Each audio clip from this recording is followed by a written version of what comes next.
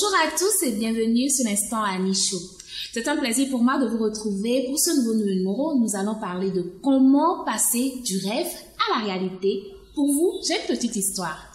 Il y a quelques mois de cela, lorsque j'en étais à la phase de rédaction de mon livre, L'amour c'est la clé, j'avais cette idée-là de voir mon livre publié par une maison d'édition européenne. Ça, c'était l'objectif que je m'étais fixé et je me suis dit qu'il fallait que je fasse ou que je mène des actions pour que cela puisse se matérialiser. J'ai toujours vu dans les films où un écrivain a une idée originale, qu'il le soumet à un éditeur qui apprécie l'œuvre et qui décide de travailler avec vous, jusqu'à de faire la promotion du livre et tout le processus. Voilà. Et donc, quand j'ai commencé l'écriture, j'avais ancré en moi cette certitude que mes écrits attireraient l'attention, captiveraient l'attention d'un éditeur et recevraient des félicitations et un accompagnement. Voilà. Dans le processus, pendant des mois, j'ai cherché des éditeurs, j'ai déposé des manuscrits dans différentes maisons d'édition de par le monde. Et la vérité, c'est que dans la foulée, trois éditeurs m'ont répondu. Et dans le millier de manuscrits qui sont déposés chez les éditeurs par année, mon œuvre a été sélectionnée et elle a été reconnue comme étant une œuvre vendable.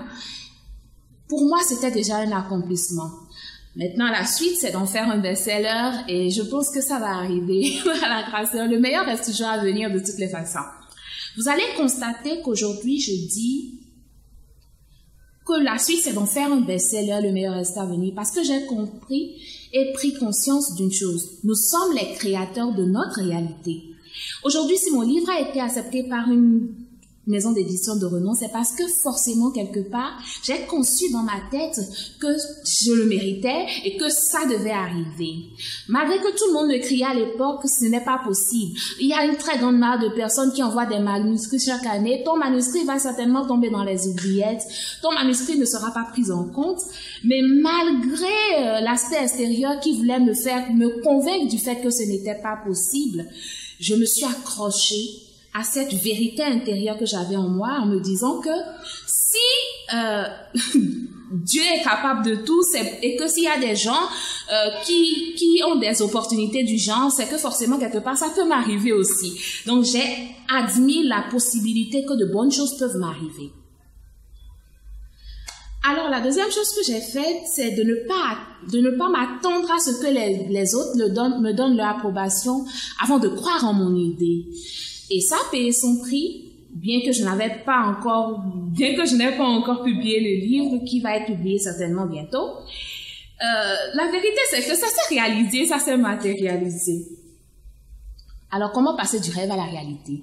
Vous comprendrez avec mon histoire qu'il y a plusieurs choses à faire. La première chose, c'est de croire en la possibilité de votre rêve. De croire que aussi grand qu'il puisse vous paraître, ou immense qu'il puisse vous paraître, votre rêve n'est pas plus grand que la grandeur de Dieu. Donc, c'est possible. La deuxième chose, c'est de croire en ce rêve, même contre la croyance populaire. Lorsque tout le monde semble vous dire que ce n'est pas possible, continuez à croire Dieu comme faire. Attaquez-vous à la chose, croyez-y et avancez. La troisième chose, c'est de le confesser. Confessez-le, n'hésitez pas à le dire à qui veut bien l'entendre, que vous allez faire.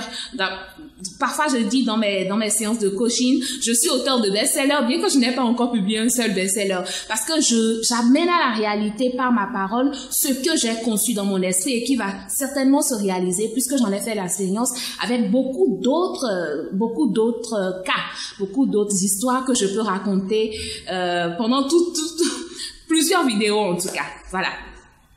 Après, il faut poser des actions qui vont dans le sens de réaliser vos rêves. Ne vous avachissez pas, ne vous asseyez pas en espérant que la providence joue votre rôle à votre place. Vous avez un rôle à jouer et ce rôle, c'est d'agir.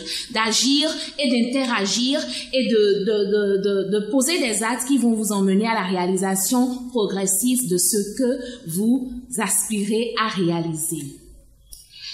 La dernière chose que je voudrais dire pour finir, c'est que nous sommes créateurs de notre monde. Vous êtes créateurs de votre monde à cause de la nature divine de Dieu qui est en vous. Ça, c'est un débat qu'on va aborder lors d'un autre numéro. Mais la vérité, c'est que si vous croyez très fort en quelque chose, si vous le concevez dans votre esprit, vous pouvez le réaliser pour vous et pour le bien-être de l'humanité.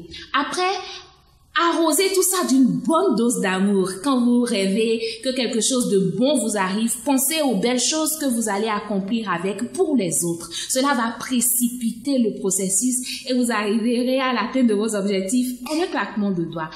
Réaliser ses rêves, passer du rêve à la réalité, c'est bel et bien possible. Je vous le dis parce que je le vis chaque jour. Anisho récompense la fidélité. Il y a une dada, une amie, une sœur, en tout cas, une très grande personne qui est chère à mon cœur, qui partage toujours mes vidéos. Il suffit juste qu'elle la voie et qu'elle les voie et puis paf, elle partage, elle like, elle fait des commentaires, histoire de porter le message de l'amour d'Anisho aussi loin que possible.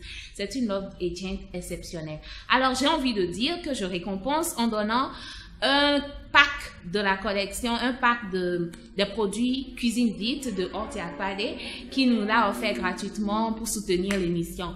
Alors, Adeline Chafa est la gagnante de ce numéro de l'instant Anisho, à qui je dis merci beaucoup pour les partages et vous autres qui souhaitez aussi être récompensés, n'hésitez pas à continuer à partager car la fidélité se paye certainement et toujours.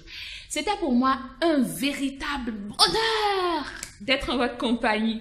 Et c'est vrai qu'à chaque fois qu'il faut dire stop et revenir, c'est un peu compliqué. Mais bon, qu'est-ce que vous voulez? Pour revenir, il faut partir d'abord. Alors, je m'en vais, mais je reviens certainement pour des partages beaucoup plus grands, pour des émotions beaucoup plus fortes et pour des découvertes toujours plus splendides. Je vous dis que je vous aime du fond de mon cœur, avec beaucoup de tendresse et d'amour. Je vous dis à bientôt. Au revoir.